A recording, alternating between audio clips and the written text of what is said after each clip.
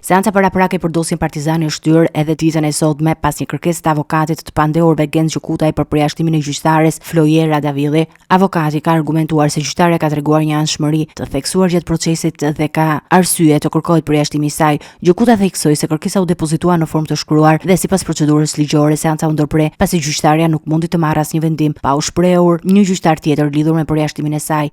Sot ne depozituam në formë të shkruar kërkesën për përjashtimin e gjyqtares Flojera Davidi dhe sipas procedurës seanca u ndërpre sepse gjyqtarja as mund të marrë dhe as mund të jap vendim pa u shprehur një gjyqtar i gatshëm apo një gjyqtar tjetër i kësaj gjykate në lidhje me përjashtimin e saj. Seanca tjetër u la për datën nëse gjithmonë gjyqtarja Flojera Davidi do të vijojë të jetë gjyqtarja e çështjes, ose nëse gjykata do të pranojë kërkesën tonë për përjashtim, atëherë do të vijë me gjyqtarin tjetër. Por paraprakisht gjykata caktoi një datë duke konsideruar faktin që nëse për të mos u vonuar, nëse do të rrezohet kërkesa jonë, ne do të vijojmë pastaj me detyruar të vijojmë me gjyqtarin Flojera Davidi, është në datën 5 maj në orën 11:30.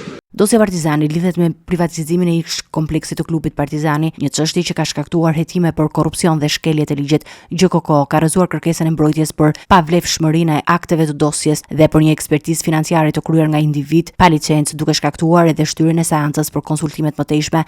Avokatët kanë kërkuar kohë për të diskutuar me klientët e tyre mbi zhvillimet e fundit dhe për të paraqitur kërkesa të tjera në lidhje me procesin. Në këtë dosje janë të akuzuar kreu i Partisë Demokratike Sali Berisha dhe dhëndëri i tij Jamarbër Malltezi, të cilët po hetohen për korrupsion pasiv në lidhje me privatizimin e kompleksit sportiv.